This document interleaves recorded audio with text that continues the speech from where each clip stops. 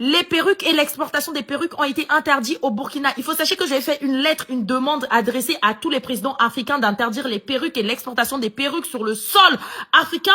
Et il y a Ibrahim Traoré qui a répondu présent et qui m'a écouté. I love you! En gros, si vous savez pas, Ibrahim Traoré a interdit les perruques, a interdit l'exportation.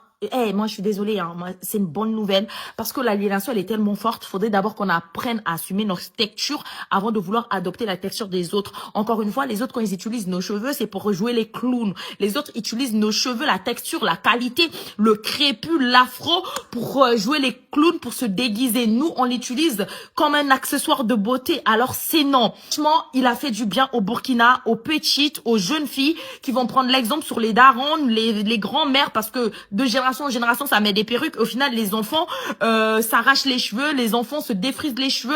Bref, Ibrahim Traoré, s'il te plaît, si tu écoutes ce message, prends-moi cadeau. Genre, je veux être citoyen de ton pays. Le Burkina, vous avez trop de chance. Vous avez eu Thomas Sankara, vous avez eu Ibrahim Traoré, vous avez que des pépites.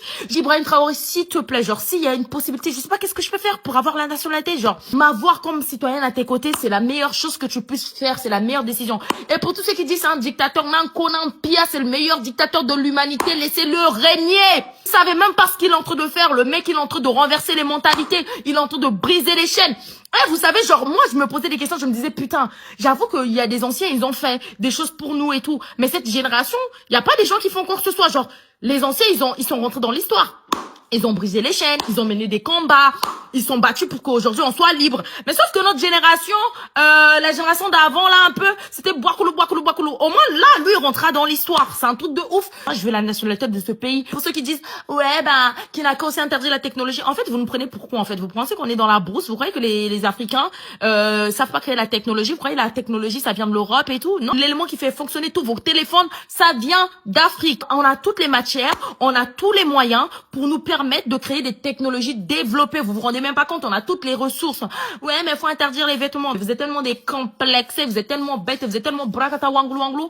Vous pensez que genre les vêtements c'est typique Occident. En fait, quand je vois que les grandes entreprises de mode et tout reprennent des tissus africains pour défiler, s'approprient de nos tissus, de nos coutures, ils méritent qu'on prenne des balles pour lui. Ils méritent que tout le monde l'entoure et qu'on le protège, genre. Je sais pas, il y a des trucs qu'on fait en Afrique quand on te donne des balles, ça rentre pas. Venez, on fait ça. Venez, on invoque des ancêtres. Venez, on fait des rituels.